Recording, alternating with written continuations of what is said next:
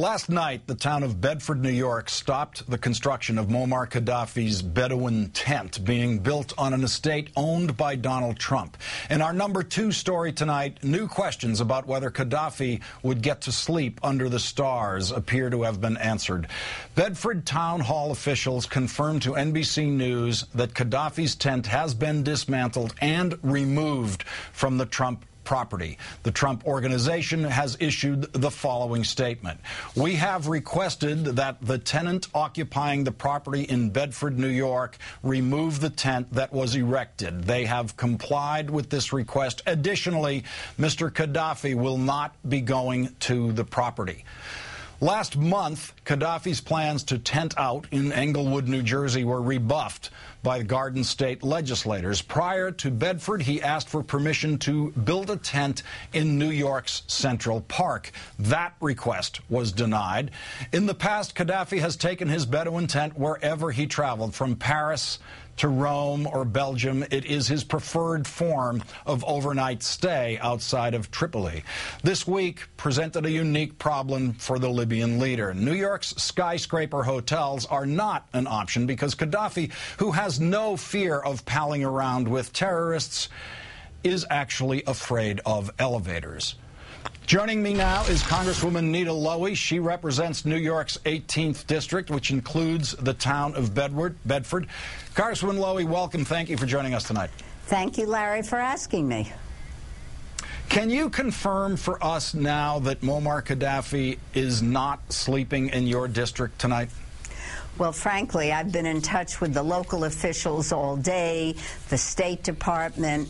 Donald Trump didn't return my call, although I've known him since he was a kid when we all lived in Queens. And it's clear that the tent was taken down, and we're following it very carefully. Westchester County Police were asked to provide security. This is really extraordinary when you think that he was about to camp out in the backyards of victims' families. Now, I don't know Donald Trump as you do, but I've been sure for a long time that there isn't anything that he isn't willing to do for money. But knowing him as you have, growing up in Queens, did you ever think even Donald Trump would go this far?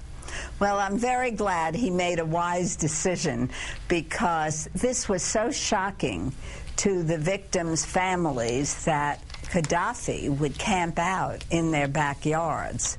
I knew one of the families, and in fact we went to high holiday services together, and the grief and the pain has consumed all of them, and to think that Gadhafi was coming to Westchester County was totally outrageous to everybody who was living there. And you represent families of victims. The New York State was unfortunately heavily represented in the victims of that plane crash, and I know that New York senators and Congress members have had to deal with this aftermath for a long time. Do you think that maybe somewhere else in the country that this would have gone more smoothly? I mean, have we forgotten Lockerbie elsewhere in the country? Is this just a New York thing?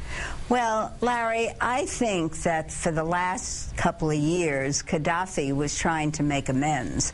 But the picture of Gadhafi embracing the bomber, the mastermind of the destruction of Pan Am 103, was beyond anyone's expectation. It was outrageous. So if he ever tried to make amends, he certainly didn't do it in the last couple of weeks, embracing McGrahy. Now, what do you think we should do in these kinds of cases in the future? This kind of problem is predictable.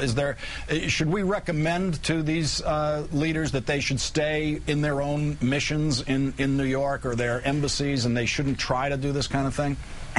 Frankly, Gadhafi stayed last night in the Libyan mission in New York, and there was no reason why he had to camp out in the backyard of the victims' families.